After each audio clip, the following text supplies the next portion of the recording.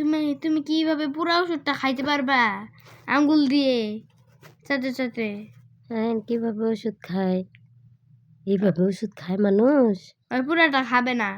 এই যে না পারেনি। দেখো কার ওই আঙ্গুল ডুবাবে আর মুখের ভিতরে এই যে খাবে না, পুরাটা খাবে না। এভাবে তো তোমার সারা জীবনে ওষুধ খাওয়াবে না।